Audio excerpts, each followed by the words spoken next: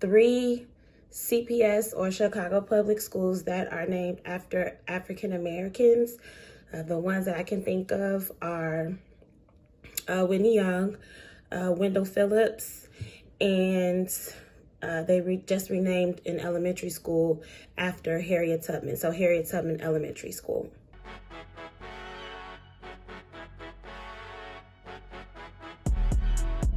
From Harold Washington to Harold's Chicken and everything in between and beyond, SoCHiology is the exploration of Chicago culture, history, legends, stories, and fiction through a myriad of discussions with Chicagoans themselves.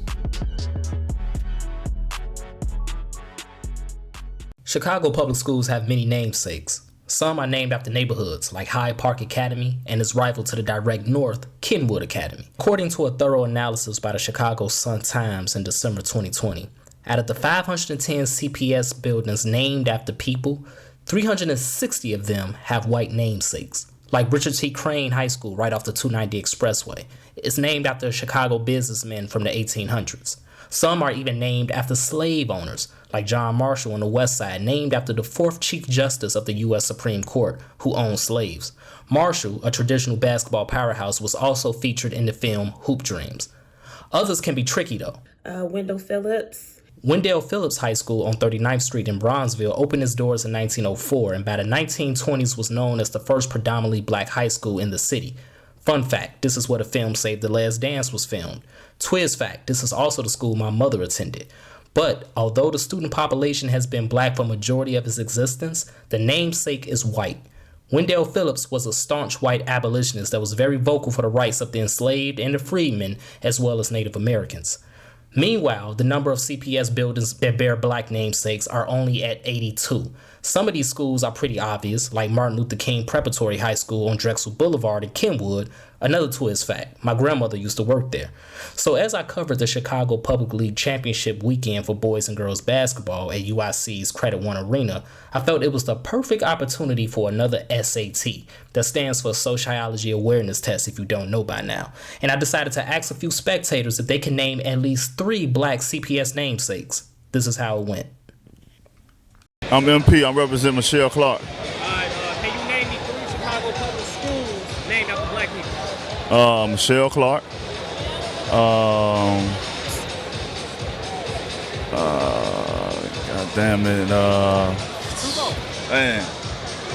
After black people. Shit. Malcolm X. No. Yeah, that's JUCO. That's JUCO. I can't. You got me on the spot. Shit. That's all the one I can think of off the top. Brandon Park. I'm from the south side of Chicago. All right, name me 3 Chicago public schools named after black people. Ooh, is it W.E. Du Bois? Martin Luther King, of course. And Medgar Evers, right? Yeah, I believe so. Sarah E. Goode is after one of the old school I work at, of course. So yeah, right? Yeah, so. Yeah, that's 3, right? Yeah. What high school you represent? So honestly, I'm gonna take it all the way back to John Hope College Prep, even though it's closed now.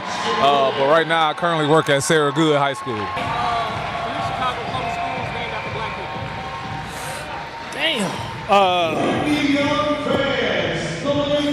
people. Little did he know the PA announcer gave him a clue right there at that moment. Damn. Hold on. Give me a second.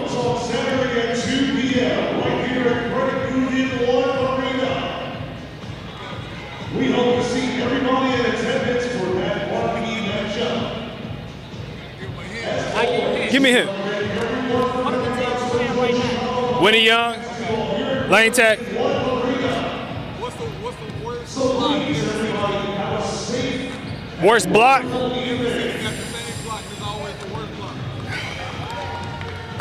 Man, I ain't gonna say the right block. Shit, Kenwood. That's a neighborhood. Man, I got one. I missed them all, man.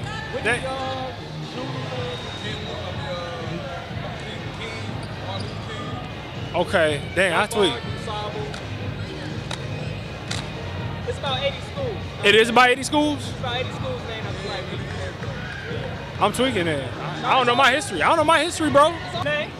Keisha Triplet. They call me Spider. They call you Spider. What school are you representing right now? I'm representing Kenwood. Is that the school you went to? No, I actually went to school here at UIC. Okay. I am originally from Oklahoma. Okay, all right.